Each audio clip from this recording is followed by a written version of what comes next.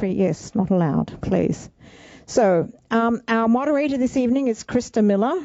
If you read your program, you'll know who she is, but you'll note also that she's married to Bill Lawrence, so this should be a very entertaining evening. And now our special guest. So Christa, do you want to come in? And now our special guest is Bill Lawrence.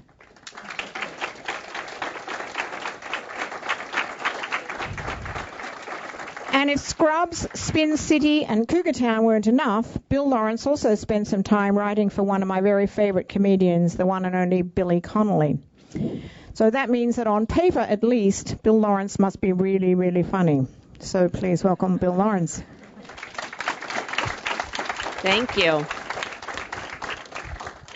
So, Bill, should I read the... all right, I think I'm going to read it because Bill... he asked me to do this, and my first reaction was no, because public speaking is not a strength of mine, and I am not funny off the cuff. But Bill said he would write his own intro, and that I could just read it. So, Bill is boyishly handsome, funny, and sexually he's incredible. He's been nice enough to put me in 2 shows, and I'm not grateful enough. Bill has actually created 4 successful TV shows and is yet to have a failure. He's actually never failed at anything. Is that true? Should I write what really is the truth? Should I read that? See, this is the bad part of the bit. All right, let me read. This is in your purse? Yeah, it's in my purse. Way to be prepped. Sad glasses. Okay. By the way, the wall of reserved empty seats just stings in my brain right in front of me. That's all I'm looking at. That's all right. Those are for my friends.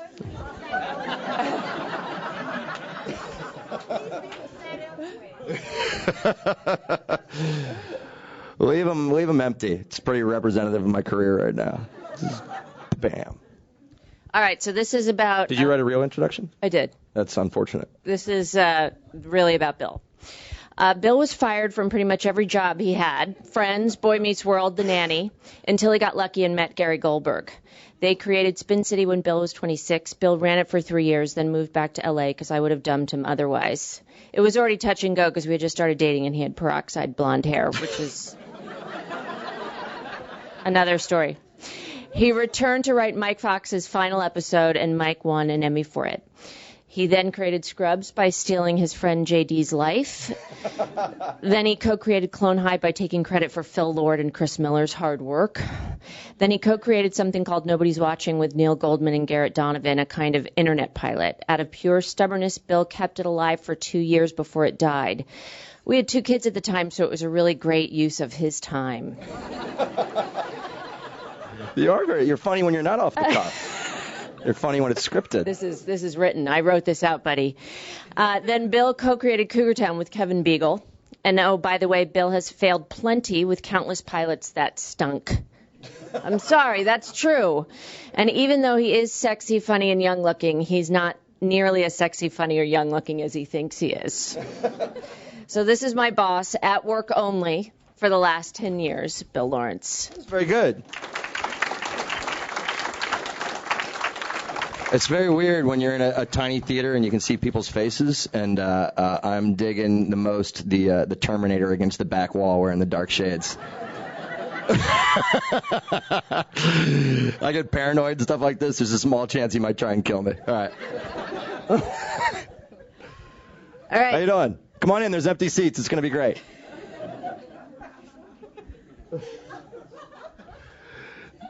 She's paying. Now it's nervous. All right. Go ahead. Ask me some questions. All right. So I have some questions for you, Bill. Take it, man. Oh, you're my hero, dude. Thank you. I'm glad this is not my mom and dad, because why would they sit up front? Whatever. Good God. All right, Bill, I'm asking the questions. Did you always want to be a writer? I wanted to be a TV writer since I was 16. 15 maybe. I always wanted to write. I wasn't that big with the book smarts, and I had a high school teacher named Bob Cox, who I named Dr. Cox after in Scrubs, that took me and another guy aside, and it's all right. Come on in. There's amazing seats right here. We can hold hands while I talk. It's going to be awesome. No, wherever you want to sit. He, in high school, he took me and another guy named Rick Street, another buddy of mine, aside and said, hey, instead of sneaking across the street to drink beers every day at seventh period, sorry, Mom, sorry, Dad, you guys are actually kind of good writers, and you could, if this was something you liked, it could be actually something you pursued. And it was literally the first and only intellectual activity I ever enjoyed. And he convinced me that I could do something other than kind of, be a ne'er-do-well. I knew what ne'er-do-well was when I was 16. I didn't.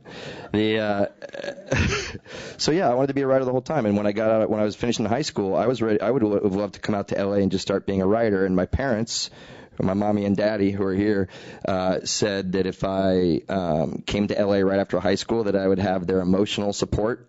And if I went to college and got any kind of a degree, I would have their financial and emotional support. So I went to college. But yeah, I wanted to be a writer since I was a little guy. And how did you get started in the business? That sounds like a question you should answer when you're like smoking a cigarette on a stick. You know what I mean? Come here, that person laughed. What? Okay. All right. You know what's weird is I did another one of these things with Joe Adalian, and he did the same thing to me. I got started in the business. I came out here. I packed up a car when I was 21 and drove to LA. I didn't know anybody west of the Mississippi, and I wrote scripts all day. And a gentleman by the name of Howard West, who is a old-time Hollywood manager, and you would know he was an old-time Hollywood manager because he has glasses that go from his eyebrow to his top of his lip. You ever seen those? So, like, if he breathes too heavy, they just immediately fog up. Yeah. And I had a connection to him through one of my mom's friends or somebody she worked with. And I mailed him a script. I'm like, will you just read this script? I promise I'll never send you another script. And he read it. He's like, it's okay. Keep working. And I sent him another script. I'm like, all right, look, I promise this one is the last one I'll ever send you. And we did that dance for about 6 months, and he signed me as a client when I was 22, I think as a practical joke on his partner, because they generally had bigger clients. He used to say that if I was lucky, I could make him valet money, which was both degrading and exciting at the same time. And within a week, I was on a staff of a sitcom called Billy. And the only bummer about Billy, none of you guys saw Billy, right? Yeah, see? What's that? Yeah, look at that. It's a nice call, man. It was a Scottish comic named Billy Connolly, and the drag was I was 22, and no one had seen the show, and the cast and crew gift was a jean jacket that said Billy on the lapel, and it had a little heart over the eye, and that's my name, all right? So when I tried to wear it once, and my friends didn't know the show existed, so I was just some weirdo that wore jean jackets. So that was my first show. All right. By the way... You can make fun of me if you want. You're putting on reading glasses in between each question. That is a sad old person moment in front of people. That makes Bill really excited because he likes telling people how old I am and how young he is. You're like 100. All right. All right. No, but this is, I don't know the answer to this. What has been the best, most rewarding writing experiences you've had? Two. Number one was I'm lucky enough that I got to create Spin City when I was really young, mostly because of the benevolence of others, and I got to work with an idol. I mean, for me, Michael J. Fox was a guy that got me into TV when I was a kid, and to feel like you were a kid one day and writing jokes that he was doing the next day was insane, and now that I'm a hardened veteran in Hollywood, he was truly the first guy that turned out to be exactly as you hoped he would be, so nice and so supportive and just a good dude. And my second most fulfilling one was Scrubs. I never thought anybody would make that show, and it was really personal. And my best friend in college is a guy. He's not dead. named JD, and he's a cardiologist. He doesn't go by JD anymore because he says that everybody thinks he's that idiot doctor from my show. We call him real. He's a cardiologist here in town. If you wake up in a hospital and a guy named John Doris is over your head, run away. Because he was that guy, and a lot of those stories are from his life. And to sit around with him and drink beers and get to write about, he said to me once, I knew it was a TV show, I said, what's it like being a young doctor? And he said, imagine your first day on a new job and how scary it is, and you don't know anybody. He's like, and then add to that there's also, the chance that someone could die and it could be your fault. And I was like, that's awesome. I'm stealing that and giving you nothing. Wait, can I ask you a question? Isn't this a story that Bill and JD were fraternity brothers, and after the first year of being fraternity brothers, JD's mommy pulled him right out of that fraternity? No, he's a doctor. He's a successful cardiologist, but he had to go back to college again after we graduated to get into med school. So he went to college with me for 4 years, and it didn't work out great for him. And then he went to college again at the University of Colorado, and then he went to med school. Is that weird? All right, so. And now he cuts people open and touches their heart. And what's been the worst experience? The worst experience, be educational for some of you that are writers, is I really did get fired from my first 3 jobs, and Friends was the most painful because I felt. And I felt I was contributing on that show, and it was like the #1 hit and on the cover of Rolling Stone, and I only lasted the first year. And it's a good lesson for younger writers, which is I had to learn the hard way that it's not your job to write what you think is funny. It's your job to write what the person that created the show thinks is funny. And no matter, even if you think you look a little like Matthew Perry and you write a lot of jokes for him, if you're not polite and respectful, you could still go away. And so that was a sad time, a sad, desperate time. But that was I didn't love getting fired off those jobs. But I feel. How did you find out? I like the story of how you found out you were fired off Friends. I was at a party, and David Crane, who was very supportive of me and helped my career out a lot, and he created Friends, and he came up to me and had a couple of drinks, and he said, and it was at the end of the first year, and everybody was celebrating, and he said, Bill, you're going to do great in Hollywood. And I'm like, oh no. And I immediately went and called like 6 people. I said, I think he's firing me when he sobers up tomorrow. But he helped me get my next job. Yeah. How do you deal with, actually I'm going to ask that after. Why don't you write movies? I'm laughing for 2 reasons. One, my parents are here. How many here are writers, by the way? All right. So my favorite thing is, my folks, my mom, bless her, sometimes will say, what are you doing this weekend? I'll be like, I'm not really doing that much. Why don't you write a movie?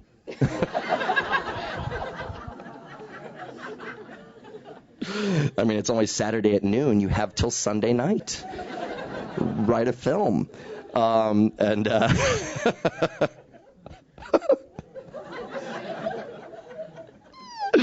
Your dad and I thought of some ideas on the way to New Hampshire this weekend.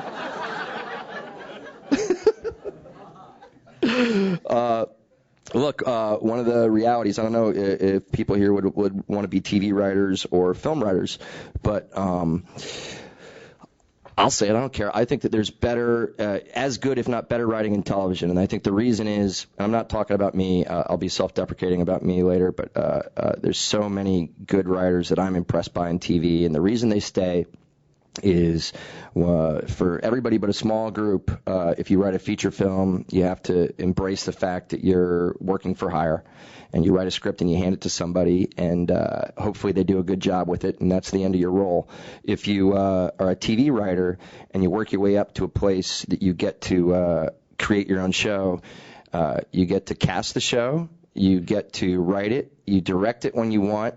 When you're not directing, you walk down and tell the directors what to do.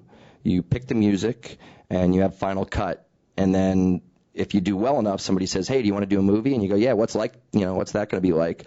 Well, you write a script, and then we shit all over you for 6 months. And then as a writer, you don't get treated very well, and you aren't really allowed to be involved in the production. So TV is a writer's medium, probably more so than anything other than theater. And I think it's the coolest thing about television. Yeah. All right. Not bad, right? Not bad. All right. My questions aren't that flowy, so I apologize because again, not my strength doing this. So we're just going to go with it. Sure. We're just going to go with out of context questions. I numbered them, but it doesn't make any sense to me at all. Do you want me to do segues for you? No. Right. No. I'm just gonna do the out of context. What changes have you noticed in the business since you started? Speaking of changes, it's a segue. Come on. What's very interesting is don't believe all the crap that you write. The weirdest thing about that you read, the weirdest thing about all this constant internet and social media and people evaluating things, immediately is they're wrong. I've been here. I'm not that old, and I've been here for the death of the sitcom, the death of the drama, the death of the sitcom again. I pitched a single camera show when somebody said there's no single camera shows, and then I planned to pitch a multi-camera show. Now that people say there's no multi-camera shows, it's all absolute bullshit. The one thing I've noticed, that's the one thing that's changed for me, which will scare some people, but shouldn't, is that network television is slowly becoming obsolete. And people, when they hear that, go, oh, no, but you have to remember the thing that they don't report is that television is not becoming obsolete, nor is film. More people are watching TV than ever, and there's more outlets. My parents are very old. They aren't that old. And they have 120 channels, and there's more opportunities for writers than ever before, and yet were you to only read the trade magazines and the business articles, you would think that the business was rapidly failing, and it's not. And speaking of advice, yes. What's the most important advice you've given to a young writer breaking in? How many people here are just starting their writing careers? All right, this is going to be. You guys want to have an honesty test? How many of you have completed a screenplay or a pilot, a spec pilot? Okay, good. Not as many hands, but still some. All right. The biggest piece of advice I give to young writers is the reason I thought I had a shot when I got here is I actually wrote stuff. The fact that you're here at a Writers Guild event means on some level that you're serious about your craft. The first year I was out here, occasionally waiting tables or painting a house or whatever, I would run into so many people and have this conversation and tell you guys have had this or not. I said, oh, I'm a writer. I'm trying to be a writer. Oh, I'm a writer too. I said, oh, cool. What kind? I'm a screenwriter. I write movies. Well, can I read something that you've written? I haven't written anything yet, but man, I got some movies right up here. And I'd be like, well, how long you been here? Only 5 years. You know what I mean? Only 5 years, but I'm doing a lot of waiting tables and a lot of partying and going out. The biggest thing is actually write, and you would think that you wouldn't have to tell writers that, but it's shocking that you do. You'll even find on a TV show when a writer gets on a staff job that lasts 6 or 7 years, the show will be over, and at the end you'll say, hey, what else did you write to show people and to sell? And some people will say nothing. And the other thing I like to tell young writers is to embrace the philosophy of doing what you have to do to get to do what you want to do. And I think that, unfortunately, the Hollywood dream is that you're going to come out here and sell your movie or sell your TV show and then be an overnight success. And I'm here to tell you that there are no overnight successes. Things happened very lucky and very quickly for me, and I was still on a TV staff for 4 straight years, even before I got to do a pilot, and I never would have gotten to do it without Gary Goldberg. So you have to learn on some level that you're writing to please other people, and if you're over a certain bar of talent, it literally becomes all about patience. It does. It becomes about whether or not you have the fortitude to struggle. The one thing I've been saying to kids, because I actually teach here and teach at a couple of schools every once in a while, is there's no better time to be a struggling artist because all the attorneys and accountants and stuff are struggling and they don't have jobs either. So. Yeah. And what do you do when young writers try to give you scripts? I know why my wife is asking that. You're asking that because of a Zach Braff story, right? I am. I love that story. Look, the harsh reality for you guys is your job is not to get someone like me scripts and not to get a network. What's the most important relationship you have to make as a writer? Can anybody answer? What do you have to get first and foremost? A what? Yeah. Okay. It's a catch-22. You got to get in it. I'm legally not even allowed to read a script per Disney because I'm under a contract with Disney. They're in anywhere from 10 to 15,000 lawsuits a year. If I read a script by someone randomly and it's about a tugboat captain, and then I do a TV show that has a tugboat captain in it, and then that person sues Disney and says, Bill read my tugboat captain script, they would come after me. Your job is to get an agent. And to realize that if you're 2 degrees separated from me, which is my personal rule, so I get 50, letters a month that say, hey, Bill, I slept with your cousin's old boyfriend. Could you read my script? No. Your job is to get as close to somebody that you're legitimately connected to, and to take arrogant people like myself and say, hey, can I talk to you a little bit about your career and ask you for some guidance, and you can blather on and on about how great you are, and then maybe eventually you build a relationship and they read something. But your goal is ultimately to get an agent. You literally cannot get work without one. Now, that's the real answer. The reason Christa's asking is because Zach Braff gave me the script Garden State. It was the first year of Scrubs. It was a horrible story. Are you going to tell it, or you want me to tell it? No, I think you should tell it. The first year of Scrubs, Zach Braff, he was an actor on the show, and literally the fourth week of work, he said, will you read this screenplay for me? And it was so annoying because, I'm like, oh, he's just an actor. I barely knew him. Just work on the show. And it turned out to be Garden State, which was amazing. But so he gave me the screenplay, and he's like, I really care about your opinion. And I said, well, I look forward to reading it. And in my defense, I'm a forgetful person, and I put it on the roof of my car, and I drove away. So here's what happened. On Zach's fourth week of work, he gave his first ever screenplay to me, and he said, will you please read this? I said yes and took it, and then I went home. When Zach exited that day from work, his screenplay was in the parking lot with tire treads on it.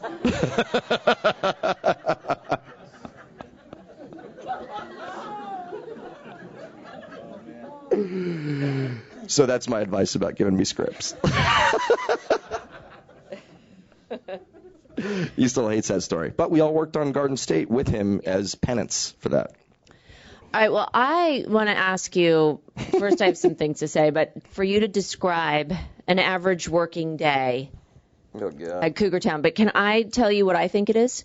Yes. I wrote down some notes of really what I think your day is. Cougar Town Scrubs or whatever. It starts out in the morning with bugging me in hair and makeup. Yes. And then dodging people on the set. It's because my wife's at work. I like to be around her, so I sometimes go in there, and maybe, you never know, maybe there's a chance to hook up later in the day. That could happen, right? That happens at your work, doesn't it? You never know.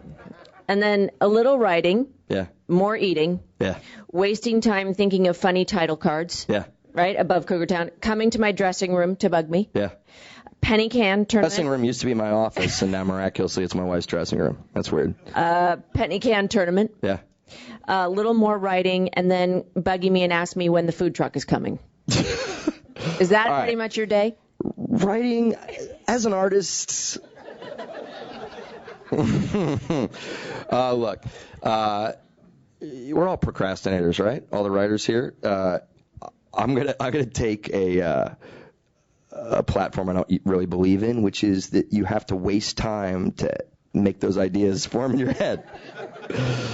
No, I really believe that one of the fun things about writing is when you're bouncing around with something to let it, kind of marinate in your head a little bit and try to be figuring it out. And sure, maybe one of the best ways to do that is throwing pennies at a can or playing foosball or YouTube or playing ping pong. But I think it's actually necessary. And look, an average day for me at work, the writers come in the morning.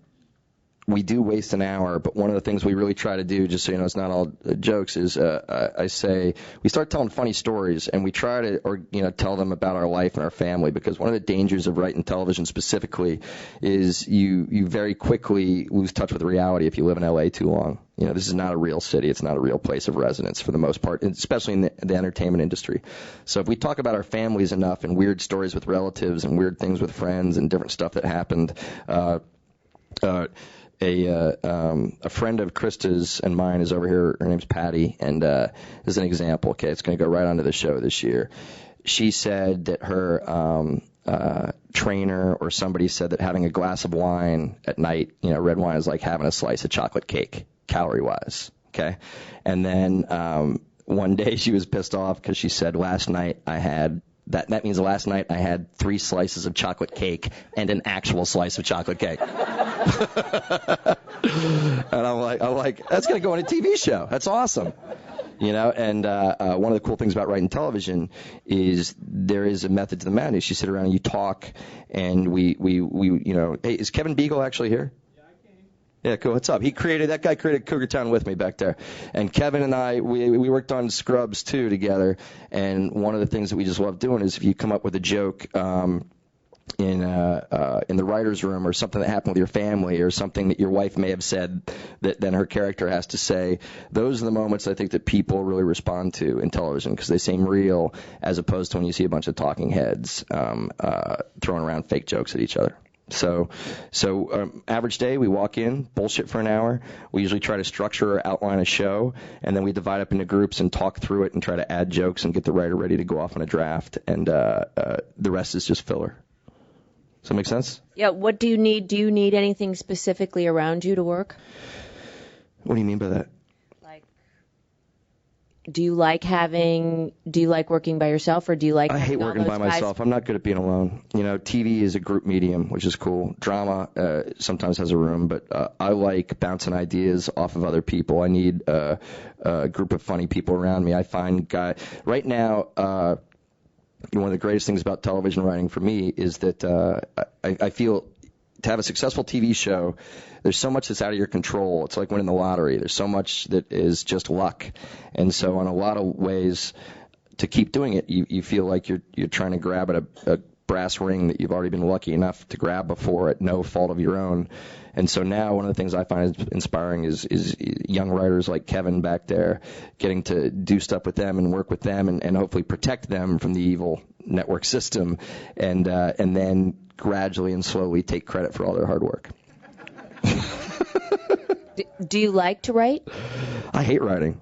The guy next to Kevin, by the way, is named Mark Stegman. He was a producer of Scrubs for years too. And those guys will continue to work because of the 130 people that worked for me. Those are the 2 that came. All right.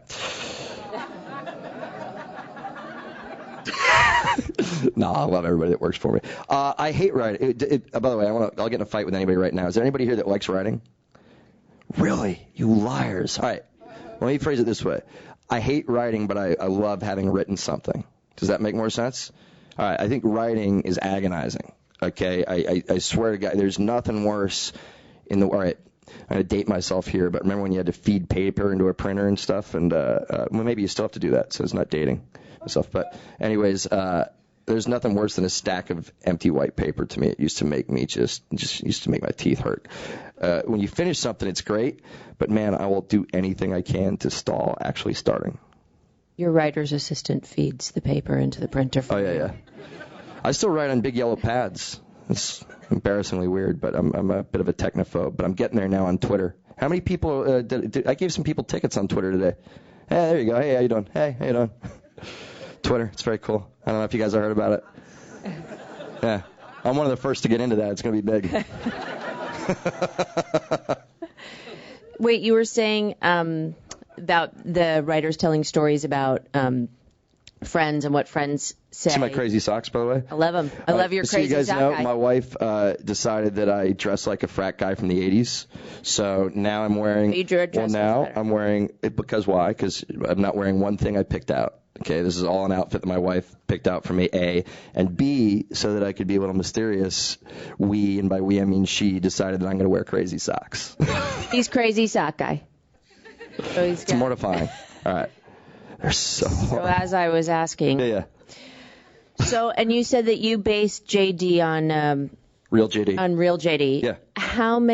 What's the percentage of characters? Do you like to base them of people in real life? Yeah. I think if you completely make up a character that doesn't have any influences from either yourself or people you've known, that they'll be ultimately fraudulent.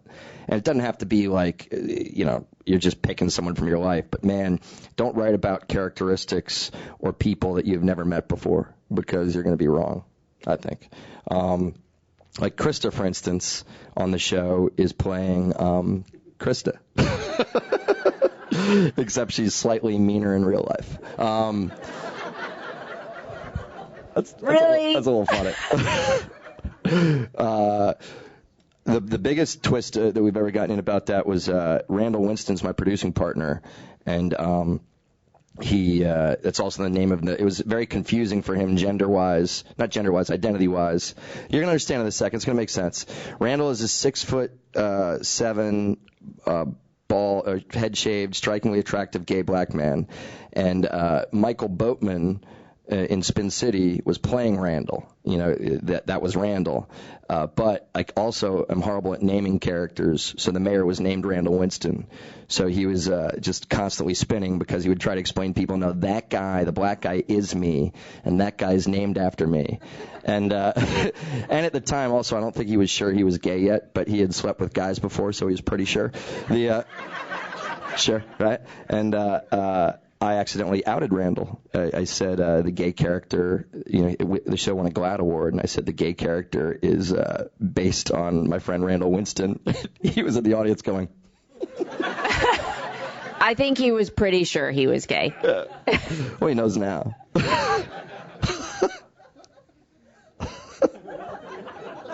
I'm sorry, I'm making myself laugh. All right, so go. I know you love when I come up with great ideas for the script.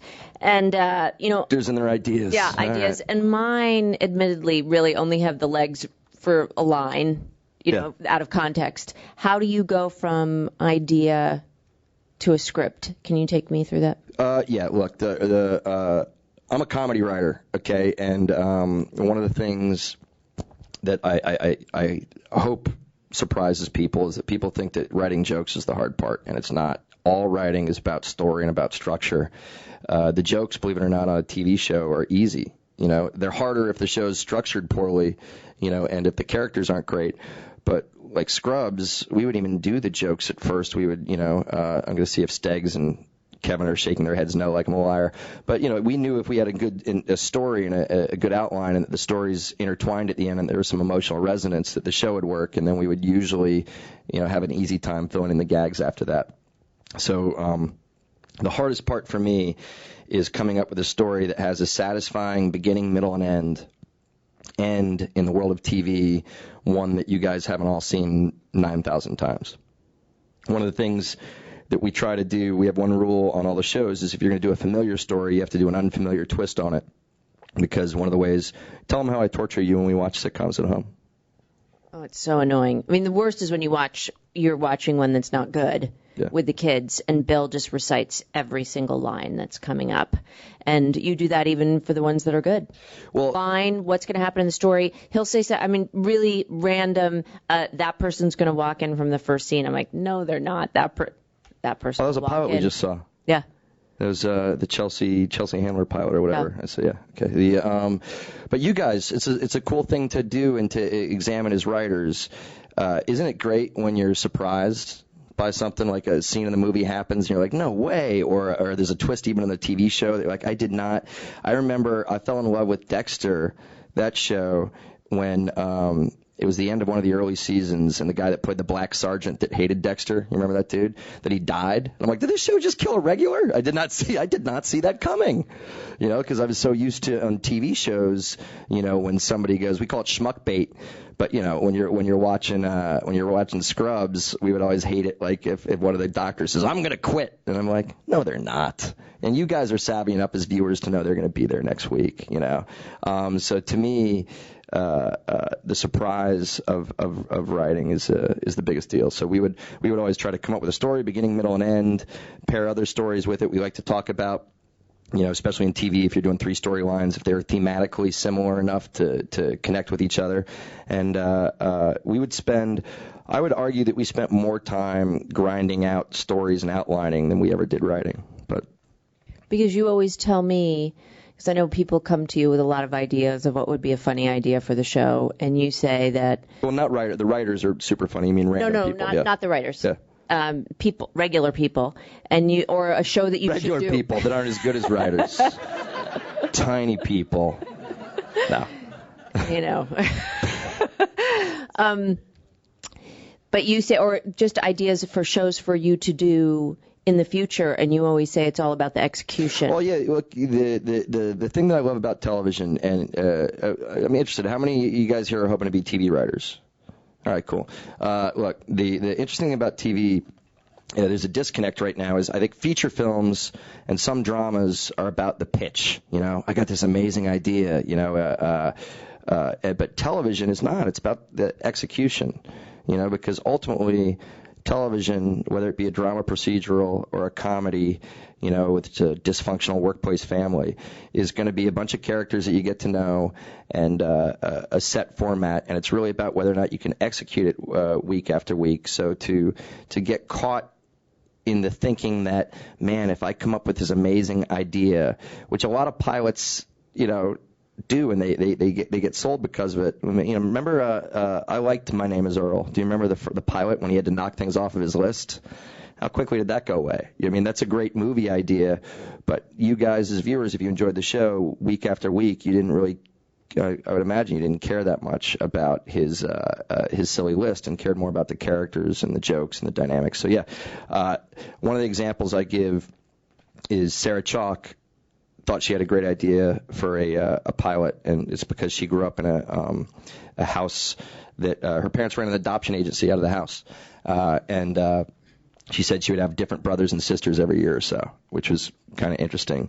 And I said, well, you know, why don't you write it? I'll take a look at it. She's like, no, I just want to give you the idea. Hey, thanks. And so as a exercise, you know, the Writers Guild has registered scripts and stuff, and all the networks and studios have pilots in development. And I said, why don't we, you know, call around and find out how many adoption agency scripts are in development? And just right then, at that moment in time, there was like 9. So her idea wasn't that special. You know what I mean? And I think that's very freeing, because if you realize in television that it's not about like, gosh, what's the hook? It's about if I can get good enough at my craft and create, you know, a world that week after week people want to visit, you know, that's really what TV is about. The only bummer is it's very hard to sell those shows nowadays. I always argue with the networks it would be very hard to sell Cheers now, because instead of walking in and you know, it's really hard to walk into a network and say it's about 3 people that work at the bar and 3 of the regular customers that they hang out with, and they talk a lot and they're friends and they hang out. You know, I think on some level it would have to be now. There's this guy Sam Malone, and he's actually a billionaire, and you know he's slumming it as a bartender, but he doesn't tell him he's rich. You know, and then hopefully you come back around. I don't know. All right. Yeah, that was a wandering answer. What? I'm doing horribly. Oh God. And what? My mom's making me nervous. All right. So you've had, and I think this is a huge strength of yours, combining silly comedies with dramatic moments. Do you consider that your style, or do you feel you just become very, very good at that? That's a good question. I'm surprised. I mean, I don't mean to sound surprised. I must say that's actually a good question. Look, I think one of the weird things about writing TV is that at the beginning of your career, you're forced to abandon your style, okay, because your job is to write specifically what the creator, showrunner thinks is funny and not what you think is funny. And then if you get the opportunity to do your own show, you have to somehow, you know, re-embrace what it is that made you fall in love with writing, because you can't be trying to please everybody. And my favorite shows when I was a kid, I loved MASH, you know, because it had this incredible ability to combine early MASH before they got preachy. They could combine like this silly broad comedy with these moments when they got in the hospital of incredibly, you know, dramatic heart, and I just really like that. And I like to feel, hopefully, that my personal style is combining, you know, elements of broad silliness with some moments of emotional depth. Doesn't mean it's right or wrong. It just means that I like to care a lot about the characters. You know. Yeah. Thanks. That was sweet. I like that question. That was actually a good question. I think you do it really well. Thank you. This is weird. Can you tell me, because, you know, I always get confused on this, because when I'm writing your occupation on all our school kids' applications, I never know what to do since you have so many titles. What's the difference between a showrunner, really more in the job description of a showrunner and a writer? Showrunner is just means you've gotten to the place that you create the show and that you're not only responsible as the head writer, but you're responsible for the budget, for the casting, for all the personalities. No matter if you ever get to create a TV show, I'll tell you right now, the hair and makeup people are going to be a little weird, and they're going to fight with each other a lot. And you're going to spend a lot of your time telling them to be friends and that everything's okay. But it's a good question, because one of the things it's a bummer about being a quote-unquote showrunner, and I know Kevin back there has been dealing with this a lot now too, because he's first and foremost a writer like me, is the more successful you get, the more it takes you away from what you like to do in the first place, which is write. And you find yourself staring at budgets and too much time on the phone and editing and not doing what you were supposed to do in the first place. My advice to people when we talk about this is to always remember that they're a writer first. But on the high side, the showrunner thing is what I talked about before. When you get there, it just means that you get to do or dabble in as much as you want to. Do you know, people always tell me, your husband is one of the old school great showrunners, because people now get non-writing producers, and they're not learning the craft that of editing. I got sent to showrunning camp by Gary Goldberg. He created Family Ties and Brooklyn Bridge, and when we did Spin City together, the first year, and I was 26, and I had peroxide blonde hair, and it looked awesome. It was spiky, just cool. And he and they don't do this anymore, but he would talk to me about how to talk to actors and how to give notes and how to edit shows. And I remember thinking, like, God, he's such a nice guy. I can't believe he's doing this for me. And then towards the end of the first year, he was like, all right, you got it? I'm like, yeah. He's like, see you around. I'm like, oh, that's why he's doing it. He wants to move back to L.A. where his family is. And he taught me how. And the sad part is, one of the reasons I teach, if you guys can ever get into this, at the Writers Guild here, they have the Writers Guild showrunning program. And one of the things that we teach is, too often you're thrust into the role, of creating a TV show, and you have no idea about financial implications. And here's a harsh reality, okay, that it should affect the way you write, unfortunately. The way that Scrubs stayed on television for 9 years was that at the end of the show, it was as cheap as a brand new show. And that's because very few writers understand that when you write exterior football stadium, that then if you don't know what you're doing, that'll go out to a production team. They'll go rent the facility. They'll take trucks out there. You've just written a $75,000 scene, and the odds are, if you had written interior bar near a football stadium, that unless there's a huge moment that someone fell off the roof of the stadium, it made absolutely no difference in your show. But it had a huge difference on your budget and on whether or not it was a show that you could actually make. So we're trying to teach those things, being aware of money in the modern landscape. In modern landscape and on network TV, you can get like a 2.0 rating, and if you keep your show inexpensive, it can stay on forever. Wait, I hope. Yeah, we hope. Why do you think, though, with so many talented people out there, that so many television shows fail? You were going to say suck, weren't you? No. A couple reasons. One, let's say the harshest truth about both writing movies and writing TV is you still have to catch some weird kind of chemistry, lightning in a bottle. I mean, when you cast people, and there's a director, and the actors all get along, and it's a zeitgeisty moment that, in time, that people like that world that you created. That's beyond your control, okay? So I think that's one of the reasons. I think the other reason, unfortunately, and you guys will have experiences with this, is studio and network involvement, okay? Anybody in here work for a network? All right, here we go. I was just checking. Because the people that work for networks and movie studios, the reason that they're here and not on Wall Street because they all have business degrees, is on some level because they wish they could be actors or writers or singers, or artists just like a lot of you.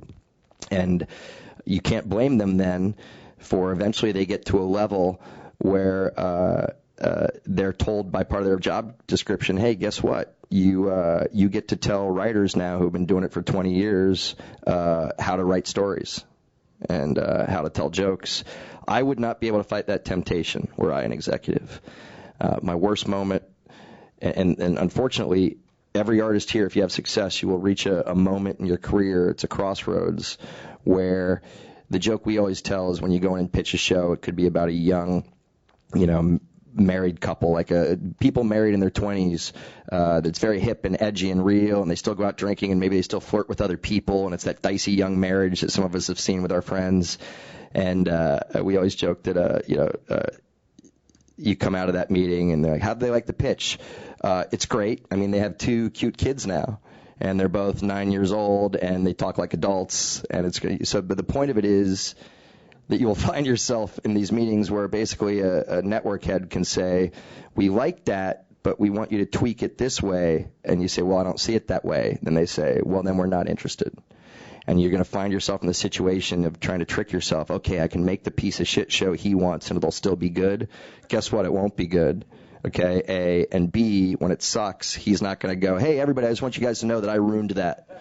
That was, just want to make sure the writer doesn't get any of the heat. And, it's really hard to stick to your convictions, but I would tell you that if it's something you're passionate about, if it's meant to be, it'll be, and to not compromise it. My worst moment version of this is, you got to do it, though, in a way that you don't burn bridges. This is the burning bridge version. With a network president who was really in love with the idea of older and younger people living together one year, and he made 3 pilots about it, and none of them went on television. I went in and pitched a show, and it didn't have that, and at the end he said, what might be funny is if that one guy you talked about that was like 25, if he was like 70. And so the 70-year-old lived with the 19-year-old, and I'm like, that sounds like a great show. You should go fucking write that. And then the meeting ended like 5 seconds later. I know, but Bill, usually, because I hear you on the phone, Yeah. Bill is so great. He has a finesse with the network people. I mean, this is why, for many reasons, why I couldn't be a showrunner. But you are great at talking and giving them a little bit and back. And I know some other people struggle with careers because they can't do that. Well, it's I keep going back to Kevin over there, and probably Steggs too. Now he's working over on Men of a Certain Age. You're still doing Men of a Certain Age, right? Yeah. You get this? That, Steggs. It's about me. I'm sorry. This is so handsome. He's a very handsome writer. Yeah. Oh, God. By the way, that threw me for a loop because I heard that for like 8 years of Scrubs. Steggs is very cute. Yeah. I was just saying. Anyways, you guys, everybody take a look at him later. He's pretty good looking. By the way, as far as writers go, he's amazing looking.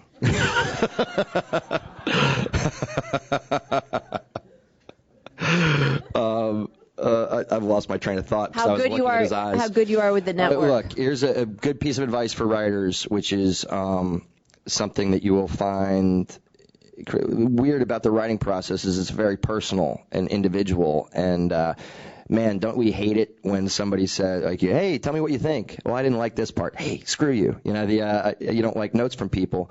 One of the most important skill sets if you want to make a living as a writer is being able to not only hear other people criticize your stuff, but not create the illusion that you're listening, but make them feel like they're part of it. And it's something that is so hard to teach, because why should you have to do that?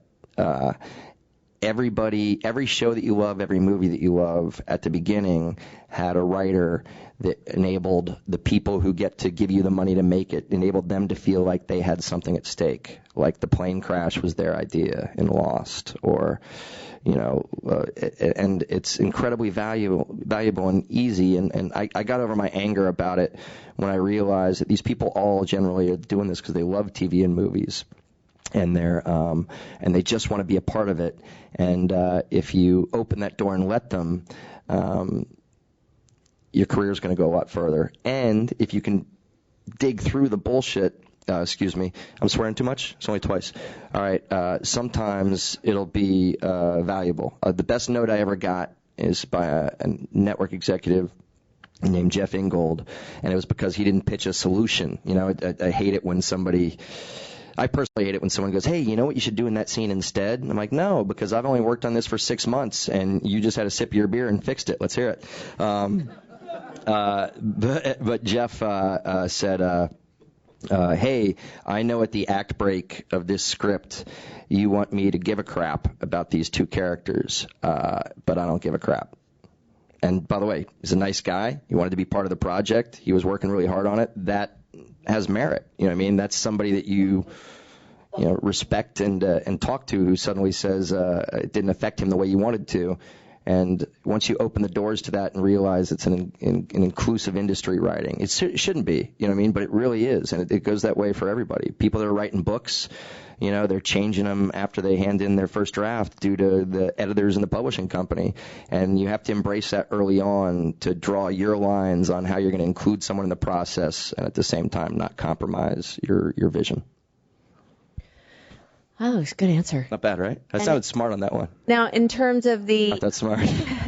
the actors on set all respect you and also respect very much your notes on set. How do you go about dealing with the actors?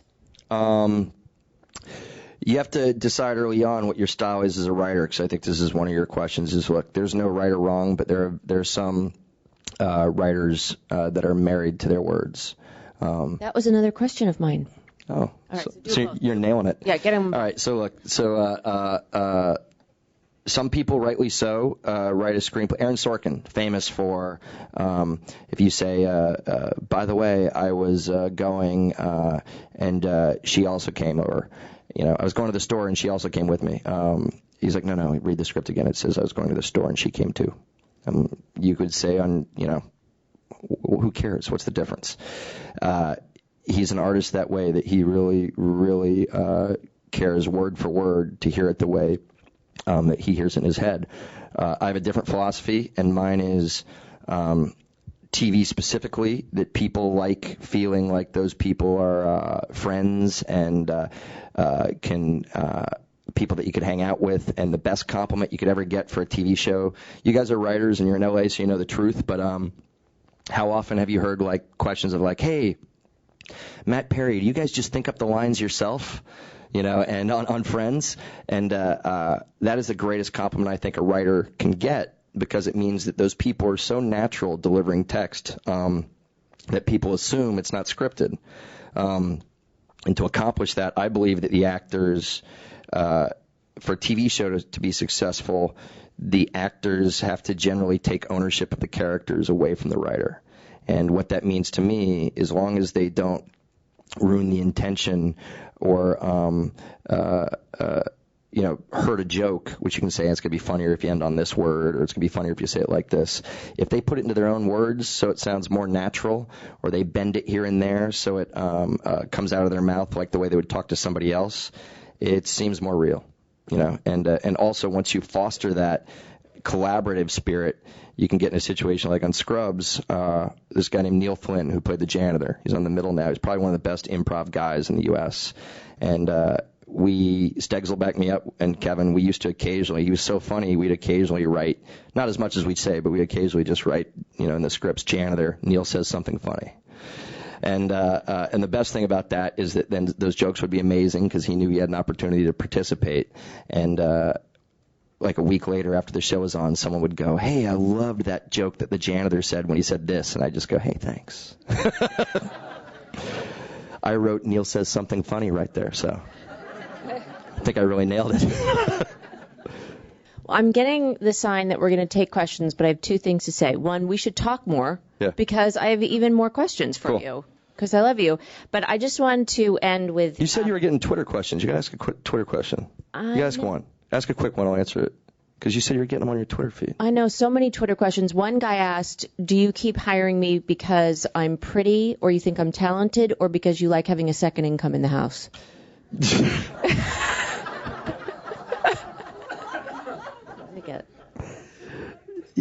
By the way, I was going to make a joke. You're crazy talented. You know what? It's actually it's a good answer for something, because in comedy, as a writer, you got to hire and write for people that make you laugh. So if you ever find yourself writing a movie for this actor or actress Joe Schmo because they're popular but they don't make you laugh, it's going to be a horrible movie. She makes me laugh. Thank you. Sure. All right, so your friend, I just want to end on this because I thought it was really sweet. Your friend Neil Goldman wrote, he wrote something.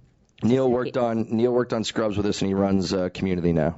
And he said, Bill has been an amazing mentor and role model, and every day since I left his cozy nest, I pay him the utmost compliment that I could pay to any writer, which is that when staring at a whiteboard, I often find myself asking, what would Bill Lawrence do? It's something that everybody should ask themselves. It's a good life philosophy. Yeah. Is now when Steggs and Kevin stand up and say nice things about me? Well, Kevin emailed me 6 million fat jokes about you. Look, this is, by the way, I know this for a fact. This is the problem with, we're going to talk about Twitter a little bit, because one of the cool things for a writer right now is all the outlets you have to get your voice out there, whether it be making a short film or Funny or Die or Twitter, that you can be funny on there, and and ultimately, we might see a reality in which writers can brand themselves, so that people are watching TV shows and movies not just because of the actors that are in them, but because of the writer that they follow that wrote them, which would be amazing. The downside of that is, as they start to cover you more and you become part of the media experience like actors. Kevin and I, they did an article about us in New York Magazine this week, and they did cartoon characters of us. He looks like the psychotic killer from Lethal Weapon. And I look like a guy that ate 3 Bill Lawrences. It's a sketch of me. I would never tell anybody to buy a magazine. You got to go see it. I look like a walrus. I have 70 chins in it. But together, they look like the true birth parents of Chaz Bono. It's no lie, and you have to go look at it. You can even go online and look at this drawing of them together. That's the only thing I know, because Christa and Neil's contribution, for the most part, when she was asking for help, it was just to keep mailing. I think one of those guys said that your joke should have been that the only reason I came to this was that I thought that WGA stood for World's Greatest Apple Pie. Yeah. All right. And you're not fat. But it was funny, the 6 million fat jokes. All right, so do I give my... Yeah, pass your mic out. Oh, you got mics? Any of you guys have questions? 6'3". Next. No one's going to ask how tall I am. Come on. What's up? My question is, you've done shows in both the multi-camera and single-camera format. What's your favorite? You know what's interesting? My favorite to write is single camera, because you can do anything in your, and you can write visually, and you can do anything in your heart's content. My favorite to work on is multi-camera, because the single camera show quickly becomes a job and a grind, because in a fun job and a fun grind, but you're every 5 days you're shooting a show and then you start again on Monday. There's something about a multi-camera show. We did Spin City in New York, that there would be a line in the morning when you came to work of people dying to get in there, and it's like a live audience show. It's such a fun vibe to see, people responding immediately, in a day where you have no idea once you put a show out there what's happening. So I really miss that. I'm going to do it again. And everybody that tells you that multi-camera comedies are dead, one of the things I would encourage you guys all to remember is that those of us in New York and LA, feel that they're a little passé because they aren't cool or hip anymore. I have a 10-year-old girl, going to be 11 soon. She watches nothing but multi-camera comedies. They're, if you iCarly, Hannah Montana, those are all traditional 4-camera shows. And somebody, this is my big tip, somebody's going to write one of those shows. The one thing that those shows have lost for me is when I was a kid, those were shows that you could watch with an adult, and there was something like, remember Warner Brothers cartoons, even Bugs Bunny? You could watch him as a little kid, and you wouldn't wonder. You would go, "Why is my dad laughing so hard?" Besides the fact that he's an infant. But I miss the multi-camera show. That's for everybody. What else? More questions? What do you got? So you're going to WB in a year. Is that the plan to move it multicam or? he asked for the live streaming. Hey, I'm going to go to the WB. I work, look, TV at some level becomes like sports, and I work for the Warner Brothers for the next 4 years, doing a bunch of new TV shows. I would love to do a multi-camera show. I think I'm going to do a bunch of stuff. You know, I've reached a point in my career that one of the fun things I get to do, and the reason I can do more than one TV show, is to hopefully help the careers out of guys like Mark and Kevin, and champion their shows across. So, yeah, my plan at Warner Brothers is to make a buttload of TV shows over the next few years, and you know, maybe make one of my own that I'm really passionate about, that no one will care about, because I generally write little kind of culty niche shows. And then I'd really like to make something that my daughter could watch. So far I've made, between Clone High, Scrubs, and Cougar Town, none of my kids are allowed to watch my shows. They're all filthy. So I try and make something that my kids can watch at my house instead of just sneaking over to the Pappas's house to watch them there. Those are the Pappas's. All right. What else? What do you got? I got a couple questions. Sure. Take the mic.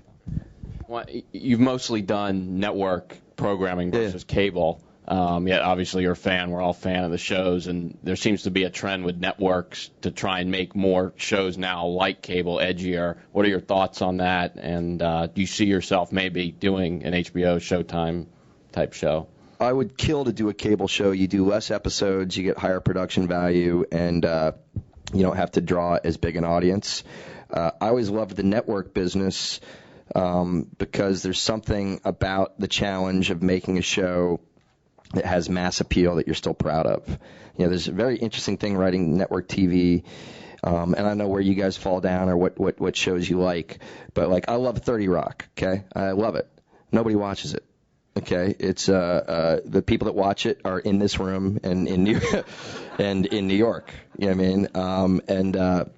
You know, I always see network TV as these two circles, and this is really smart comedy, and maybe edgy and maybe inside, and the circle below it. It's hard to do diagrams holding a microphone.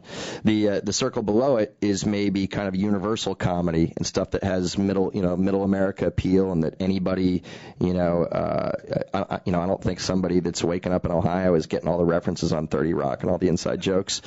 If you can create a show that overlaps, so that there's something for everybody. Seinfeld's a great example. Do you know what I mean? A show that you felt cool and smart for liking it, but, also I don't think it was too cool for the room. I always liked that challenge of doing that on network TV. I've never really done it that successfully. Spin City was like that a little bit because Mike had such universal appeal, but Scrubs and even Cougar Town are more niche shows, The excitement about cable is, man, they'll do anything. It's like doing a feature film. The weird reality of it is it's not as lucrative a business. And I think one of the cool things about all the different cable outlets is that's going to be the new future home of a lot of the young writers out here. So, but I'm looking forward to doing it. I'm going to try and do something for cable this year. My other quick question. Sure. How did you handle the Charlie Sheen transition? Charlie Sheen transition. Did anything happen with Charlie Sheen this year?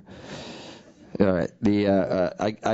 Charlie, when he took over Spin City, it's weird. Comedy writers are very dark people. We like to laugh at everything and everything. And in fact, one of my favorite, I'm going to do a side bit, but one of my favorite room bits, and it's not mine, was somebody, we did a PSA announcement on Scrubs because this one writer, it was Garrett, wasn't it, that did that originally? I can't do that version of it. That's why you're cringing. Yeah, because the version I was going to do is you guys up for a very dark joke, or should I make it softer? All right, dark. So, okay. This was eventually on TV, but this is how comedy writers are. There was there's so many nasty, horrible stories in the world, and he thought that there should be I don't know if I could do this. I'm going for it. I don't care. It's going to bring the house. We're in the Writers Guild.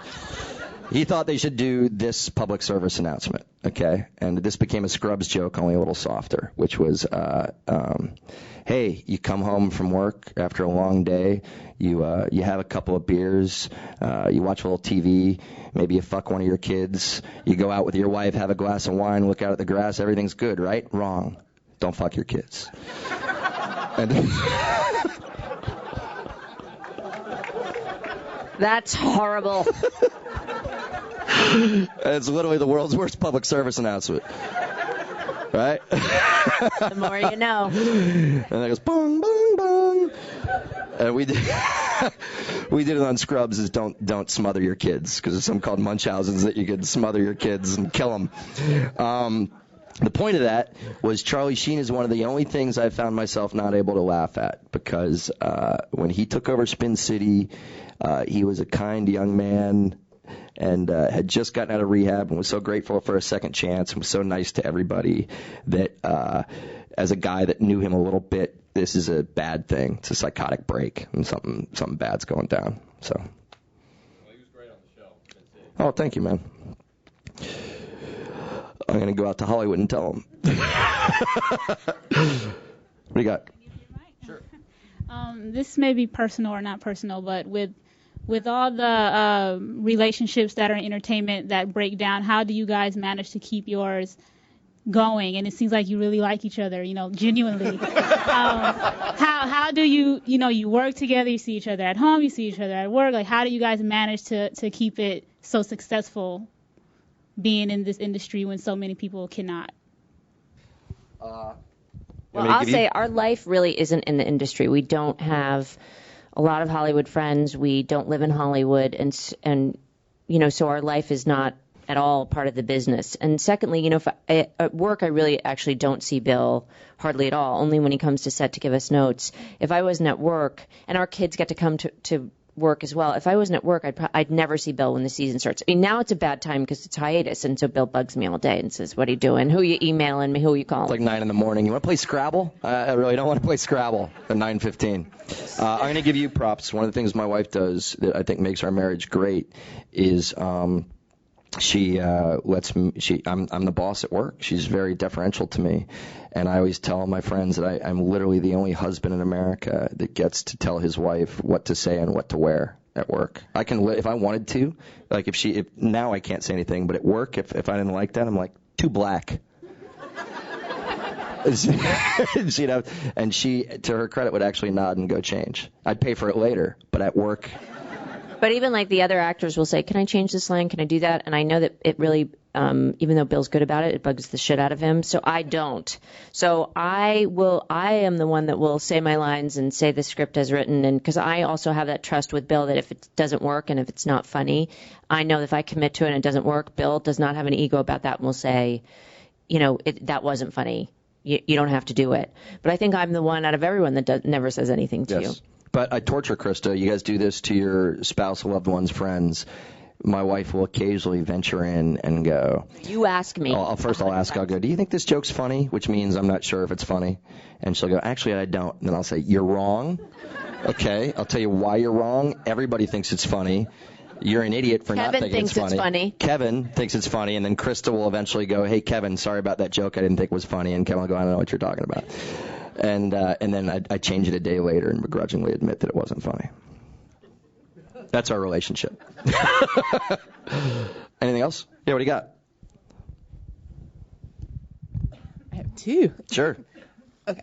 So the first question is with the title cards. Yeah. I just think that's hilarious. But really going back to, because you talked earlier about how My Name is Earl sort of evolved from what it originally was. Yeah. And I felt like your show did too. Was that more on your end, or was that an executive note? Like, how did that evolve? Nothing. That's Kevin and me. Kevin, again, back there is one of the things in TV that you have to be able to do is adapt quickly to what's working.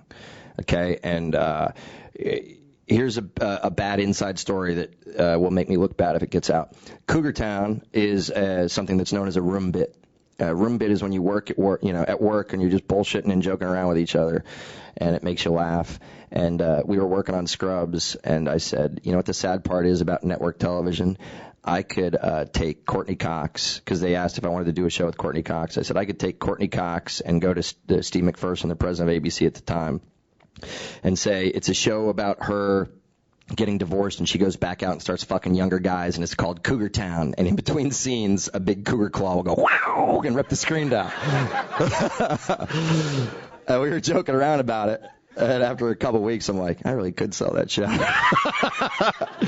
And Kevin and I started bullshitting about it, and we did, which is, by the way, nobody could believe it. Well, you'll back me up on this. When we were in there talking about it, we didn't really talk about the show that much. We said it's called Cougar Town, and Steve McPherson was like, oh, I can sell that.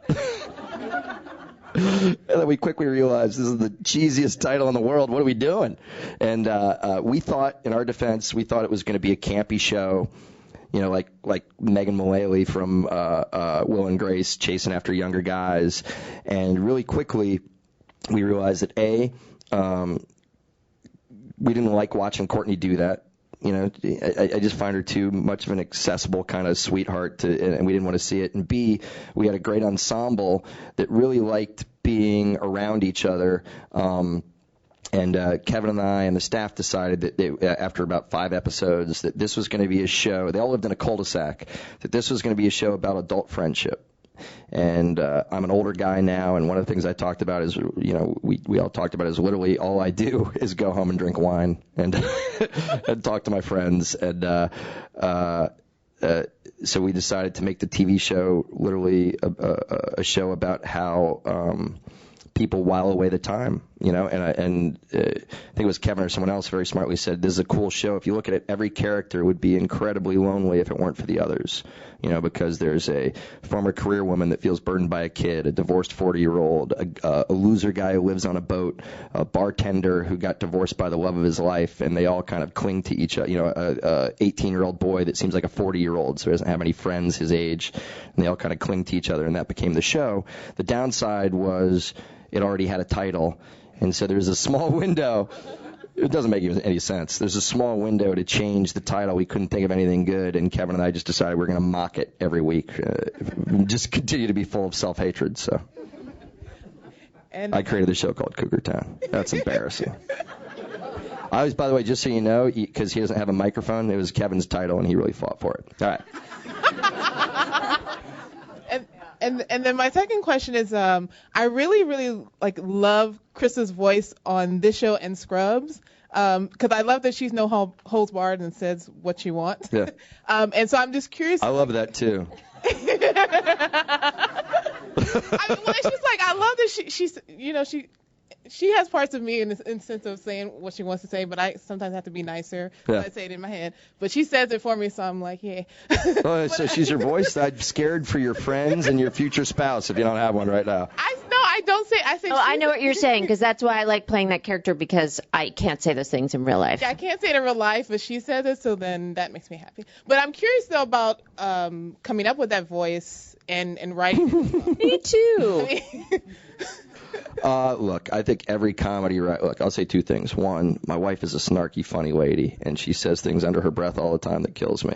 This is a real story from our life yesterday that is going to go directly into a show. Which is somebody it's kind of a friend of my wife's, came by and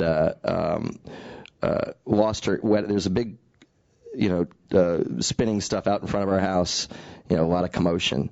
And I said, what happened? And it turned out she had lost her wedding ring in front of our house. And Christa said, well, how did you lose your wedding ring in front of the house? And she's like, well, I was throwing my piece of gum out the window of my car, and my ring came off. And my wife, rather than go to the sympathy about the newlyweds' wedding ring, said, why are you fucking throwing gum in my yard?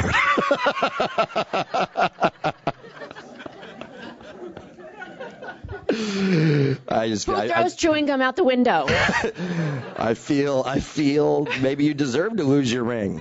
You're going to throw gum out your window. Bad karma. It's bad karma. There, you got your gum karma. And so, but I also think every writer lives a life of saying things in their head that they wish they could say out loud, and that's the fun of writing. You can come up with a character that actually says it out loud. It's a blast, you know. And that's her for me. Anybody else? Sure. Well, anybody? How about you? Here you go. Oh, here's Mike coming. I'll hand it to you next. What do you got? What are your favorite shows on TV right now? Right now, my show's on TV right now. My wife just sucked me into The Killing, which is way too dramatic and sad for me, but it's a good show. I like Tosh a lot just because it's immediate head candy. Dexter, I missed last season because I was working and it's DVR'd because a lot of TV writers have to catch up. The one before with John Lithgow got me. I love 30 Rock. Really dug The Office because I thought Steve Carell and Amy Ryan, I thought the stuff they were doing together was as good as any romantic comedy out there. I watch constant TV. You literally cannot think of a show that I haven't seen. What's your favorite? You like Castle? I look a little like him, I think. Just say it. Don't stretch your shoe on. Say yes, you do. Oh my God. Thank you. I am Nathan Fillion's twin. That's weird that you would bring that up. Show's good. Show's good. You know what? That comes to me. There's a genre of shows that I do like that I feel are carried by charismatic leads. The Mentalist, that guy. Not really a show that's written for me. I could watch Simon Baker do that. I think he's great. Yeah, he's so handsome. What else? Up here you had one, right? Here, I'll trade you. Here you go. Sure. You mentioned how important structure is. Yeah. And the more I think about it, the more I don't know what it means anymore. Yeah. So what is it to you? Okay, well, it's a good question because I think that one of the things that writers get caught in sometimes is you go to Robert McKee's story structure or you read a book on story structure, and then yet if you find yourself thinking about your favorite movie or your favorite TV show, they do not adhere to the structure that you've been taught from a book. And to me, what structure means is making sure that your story starts with a great beginning, middle, and end, and then it has peaks along the way. I hate, personally, movies or shows that peak before they're over. You know what I mean? Like that you have the best moment of the show or of the film, and then Lord of the Rings. Oh my God, there's 45 minutes left. So television structure, the way that we generally do it, I really like. Anybody that's seen my shows, I like fast-paced shows. It's my own style. I like shows to be percussive and zip along really quickly for people with short attention spans like me, and then slow down at the end, hopefully, for some emotional moments. I also like trying to do an A, B, and C story that all weave together some way, even if it's barely by a thread thematically under the same umbrella. So when we structure a story, we'll write all the beats out for the A story, all the beats out for the B story, and all the beats out for the C story. Then I'll go to a big whiteboard and literally design, you never want to get to a place where you've forgotten about a story for, 10 or 12 pages or it'll drop out. And we'll try to design it step by step by step so that each act break, breaks on a moment of high tension or a moment of big funny. But I think the important thing, and the reason that you can say you don't really know what it is anymore, I don't think there are any rules. I think it's a personal style issue now more than it ever used to be. I don't think that I think there's still great guidance in some of the screenwriting books you read. Like, who knows what call to action means, right? The call to action, yeah. All right. And I think there's, and Biggs, what's that one that you always quote, that book? Is it The Artist's Journey or The Hero's Journey? Oh, it's Dan Harmon. What's it called? Yeah, he uses Star Wars references, which is horrible for structure. What's that? Artist's Way? Yeah, The Artist's Way. Sure. I'm not a big book reader, but I think that the most important thing is to not just be coasting along structurally having people talk. I think that when you map out a show in your head, you want to build to something that matters. You know what I mean? And that's what really structure means to me, is little building blocks so that you're not. Yeah. What do you got? It actually builds on the structure. Do you miss having the voiceover every week that you had in Scrubs and Cougar Town, or do you feel free not having to do that every week? I would do it again and again if I wouldn't be accused of copying myself, because when I started, even on Spin City, a half hour of television was 24 minutes and 30 seconds long, and now it's 20 minutes and 18 seconds long. And one of the problems with network television dying is to get more ad revenue, they have to make the shows shorter and shorter and shorter, and to tell a story in 20 minutes with 22 scenes and 7 characters is hard. And one of the best things about Scrubs, we used to say, is you could start the show and go, so this morning so far, I had lost my girlfriend, I had crashed my car, and I had, which was incredibly helpful. So as an expositional device, one of the hardest things right now in TV is to write a coherent pilot, which is what all TV shows are judged on, that you come out of it knowing who the characters are and that you like the world, because writers call it pipe. There's so much pipe and exposition you have to give up, and it can be horrible. I mean, my huge pet peeve, how could you not know that? You've been my sister for 8 years. Or you've been my sister for 8 years? You're my sister. Saying things that you would never say to give people. I'll tell you the best line of exposition I ever saw, or pipe I saw, the pilot of Cheers. Go back and watch the pilot of Cheers. It's longer. It's like 24, 25 minutes, but you knew every character at the end of it. A great example, Coach, his opening line in Cheers. Phone rings, and he goes, okay, I'll check. And he goes, he yells out to the bar, phone call for Ernie Pantuso. And then Sam goes, that's you, Coach. He goes, right, speaking. And and that's 3 lines, and I automatically know who that guy is. You know what I mean? And voiceover is a cheat. And so if you do voiceover, the one piece of advice I will give you is voiceover just for the sake of giving exposition is going to be a disaster.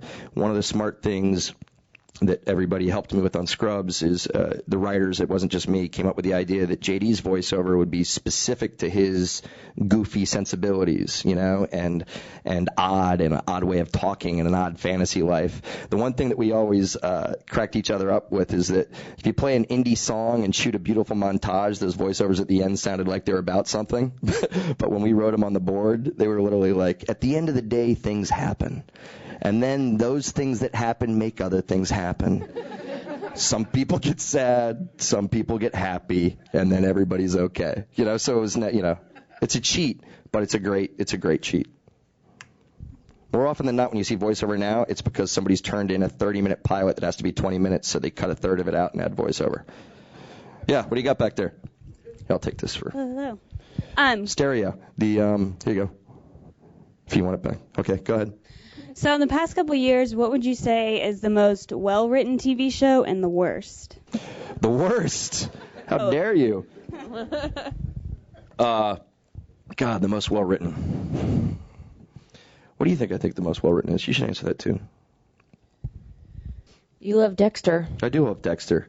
Look, I'm a comedy guy first, so it's tough because when we go well-written, a lot of people automatically go to Sopranos, and Mad Men and Dexter and even Lost. I thought what they pulled off with The Lost was great.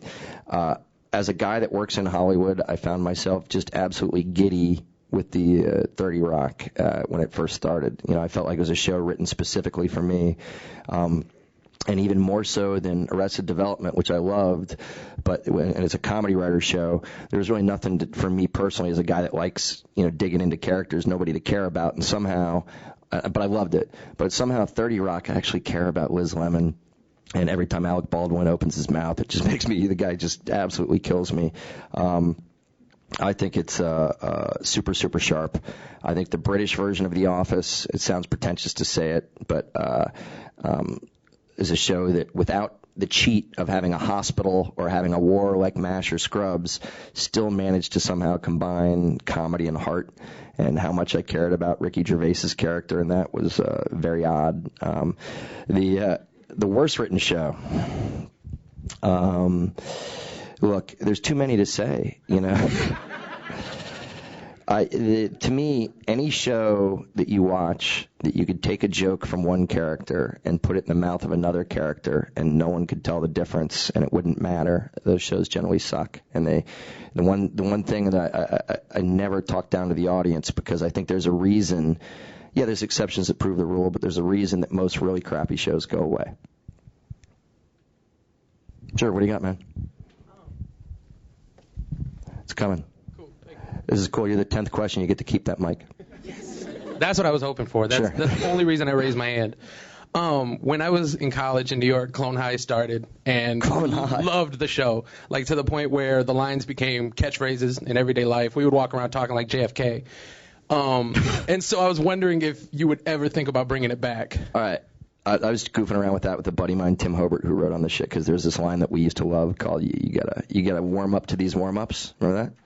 Because I'm going to be wearing them all the time. Look, the That was the greatest cartoon idea ever. It wasn't my idea. Chris Miller and Phil Lord, two great animator comedy writers. They also wrote and directed Cloudy with a Chance of Meatballs, and they're now doing 21 Jump Street, which is a lot like Cloudy, except that it's not. I would kill to do it again with those guys. One of the most fun times I had as a professional is, and I sucked these guys into it too, is we had the Clone High writers room right down the hall from the Scrubs writers room. It was all in that creepy hospital in the valley where we shot all this stuff. And each show managed to use the other show as a way to procrastinate. So we would on Scrubs occasionally work on Clone High and write jokes for that. And when I'd go over and work on Clone High, we'd mostly just talk about Scrubs jokes. But I would kill to bring that show back, man. It was my wife was in it. All my friends played the voices. Will Forte, from SNL, and Christa, and Mike McDonald, who's doing Cougar Town now, and Nicole Sullivan from Bleep My Dad Says. Ugh. I'm going to go back and answer that other question.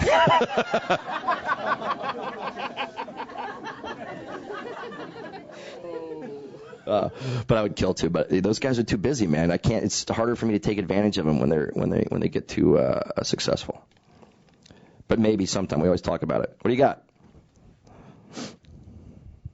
Sorry, I have sort of a casting question, but outside of the main cast, because TV audiences are testy, right? So if you cast a guest star that people don't like, everyone hears about it, people get upset. How do you make sure that the people you bring in are going to sort of gel? Like, do you write the lines before you meet the actor you're about to bring in, or do you bring the actor? I have a specific style, which is most people bring in guest stars on TV shows to deliver exposition, to be boyfriends and girlfriends, to say, would you like to go out sometime? And more often than not, when you don't like them, it's because they've been given nothing to do.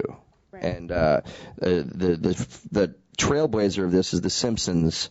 They started bringing in secondary characters, and every one of them was funnier in their own way. Whether it be Mo the bartender, everybody had their own gag and was funny in their own right.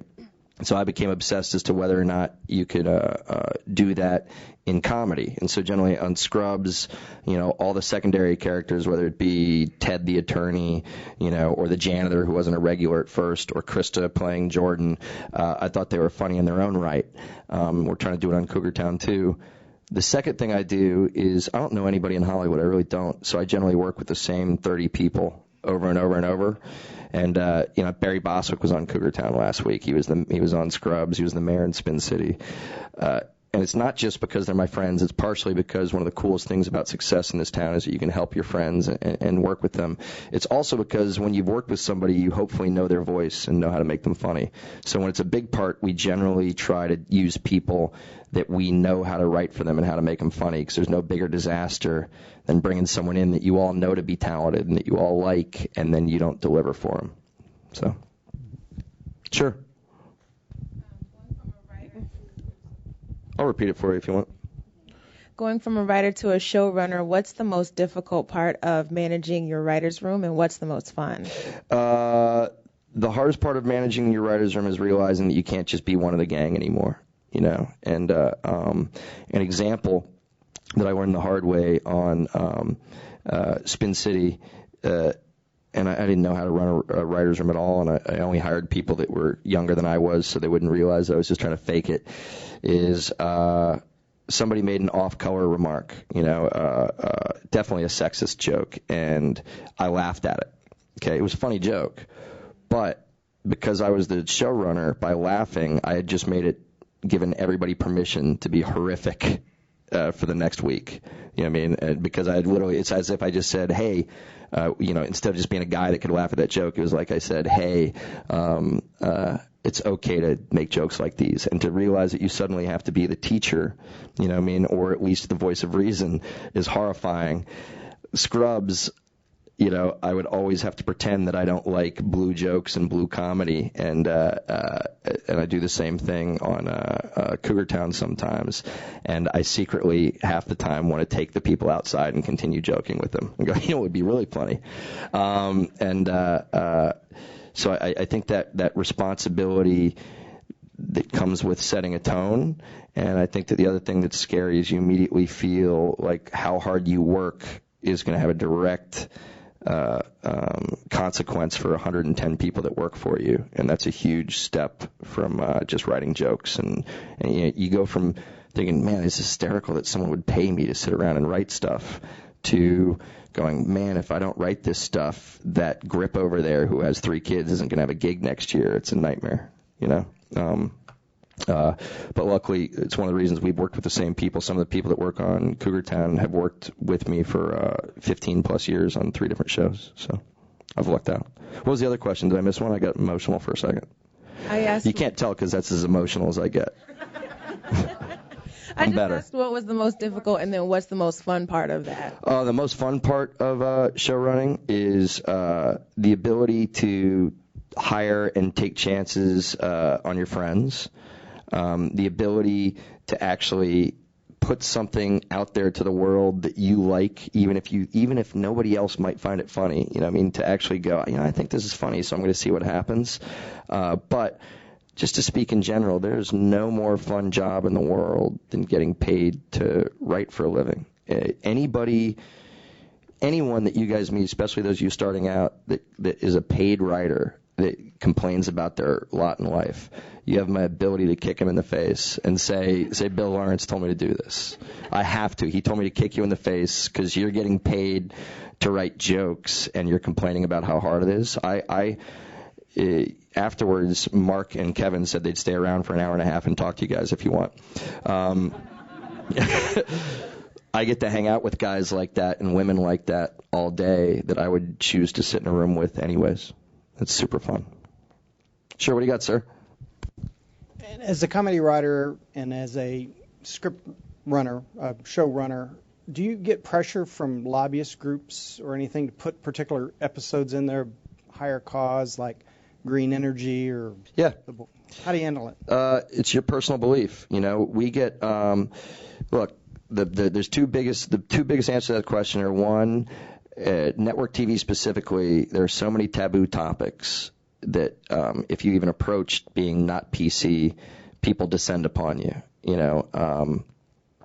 I got so much shit for Kelso making fun of on Scrubs, making fun of a male nurse, and from the Nurses League, and I said the point is this character is a buffoon and he's an ass, and that's not what I think, but that's what this guy would think. But they didn't like the message. And, in my view, that's a giant tough shit situation, especially since there's some positive portrayals, hopefully, of nurses on that show. Another example would be this is me being a petulant kid, which is sometimes my downfall. We had a show on Scrubs that a cancer victim who was nauseous from chemo wanted to smoke marijuana to get through it. And we wrote the script. And the 2 doctors, we weren't allowed to have the 2 doctors go get marijuana for someone suffering from cancer because it was, not appropriate for network television. So we changed the show to that patient was a virgin and they wanted to fuck a whore. And the network said, yeah, you can do that. You can have that character go have sex with a prostitute. Of course you can. That's television. But they couldn't possibly smoke a joint to heal from chemo.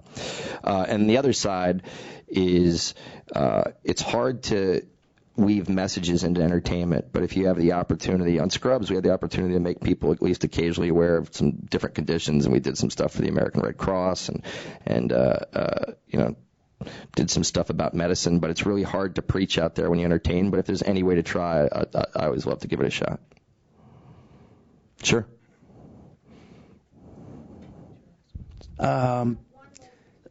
Yes, sure. Yeah. When I'm kind of new at writing, maybe 3 years now almost. And I've been concentrating on sitcom pilots because I've been watching TV for a long time, all right? So, it's just, but you're settling in for a long one too, man. I'm ready. Yeah. No, but like these writing programs have the the formats. Yeah. I don't use that stuff. Is that shouldn't? Here's what you should do. Look. Nobody told. I'm asking you for the first. Here's what you should do. If you've been watching TV your whole life, okay. One of the cool things about organizations like this and access to the internet, you should pick your favorite shows. You should go get their scripts. You should read them, and you should see how they put stories together because it's already your sensibility. It's what you responded to, and it worked. But the actual, like opening scene, you know, and then you break. Yeah. I read it like a screenplay. Is that okay? Yeah. Your style is your style, man. You know, I really believe that. I mean, look, there's nobody, none of the people that you guys know and like out there are crushing it because they're trying to be generic. You know, the people that I really respond to, you know, Damon Lindelof, who is a friend of mine, when I was selling Scrubs internationally, he was selling the show Lost internationally, and back then we used to have to go to there's a restaurant here called L'Orangerie, and we were there. I didn't know what we were doing, but we were there with a bunch of European people who were thinking about buying these two shows. And I talked about my show, and I said, medicine's universal. We all like our doctors to be heroes, but sometimes they're goofballs. You know, and I felt like I had a good sales presentation. And then Damon stood up, and he's like, they're trapped on an island, and there's a polar bear, and there's a cloud of smoke. And I was like, good luck with that, dude. You know? Yeah, we'll see you in a year. I'm sure that'll work. And it turned out to be amazing, you know, and it didn't adhere to any plan or any type of script writing. No one had. That's the cool thing about TV and film. The ones we remember the most are the ones that beforehand people were saying, you can't do a mystical TV show about people trapped on an island. Are you crazy? Cha-ching. All right. One more good question. This has got to be a doozy. What do you got? I'll go with you again. You kidding me? You nailed it before. What's the last one? I actually watched the show. Oh my God! And the reason that I found the show is because I follow Mara Brock Akil's career. You know, being a black woman, she's a writer. Why did you choose to have her come on as a consultant for the show? Here, I'll tell you why. It's a good question. I'm going to make it a broader question, okay? Mara Brock Akil is a fantastic writer and creator of shows on her own. And she's back with her husband doing the game now on BET, and it's just killing. One of the cool things about television right now is shows on Univision and BET are beating network shows. It's an equal playing field. I like that. There's two different schools of writing. And when you hire staff, one school, and it's not wrong, is people generally will hire people that have the exact same sensibilities that they have. And sometimes it makes sense. Everybody Loves Raymond, you know, that's a lily white cast, but it's Phil Rosenthal's life. Do you know what I mean? Those are his parents. This is his family. Do you know what I mean? You know, Ray Romano's life. And sometimes those writing staffs look like, you know, male, female, no matter what ethnicity, they still, sensibility-wise, seem to be carbon copies of each other and all have the same sensibility. Sometimes it works. You know, Frasier staff used to make me laugh because, you know, the trick to Frasier was that show, they were brothers, but it was written about a gay couple, okay? And the fact that they were brothers, you know, meant that they could be that way character-wise with each other and not be writing a mainstream gay show. When you walked into that show, there was a lot of incredibly pithy, well-read, well-spoken Harvard graduates and some gay guys and people that really talked like that and had that voice down.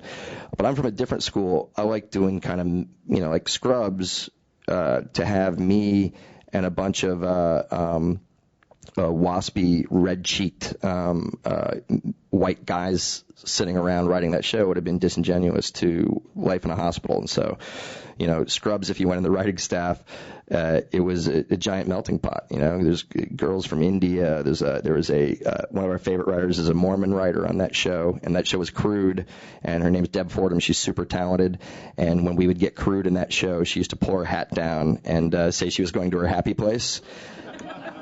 Because, you know, there's no cursing, it got to the point that when people were going to pitch stuff that was a little racy, you'd be like, oh, and then Deb, happy place. And then, so one of the things we wanted to do on Cougar Town is specifically, as always, have a big mix, diversity-wise in the staff, but also because Kevin and I are not women in our 40s, that was one of the first comedy shows that I did that had more female writers than male.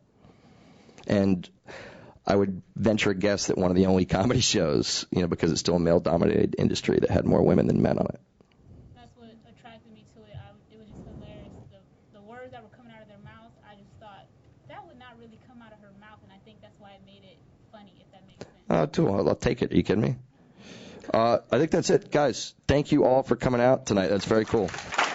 But I'm not going to keep you here longer, but I actually want to do something. My wife is not joking. She hates doing this stuff, and instead of having an entertainment reporter do it, I asked her to do it, so I wanted to thank her personally for doing it.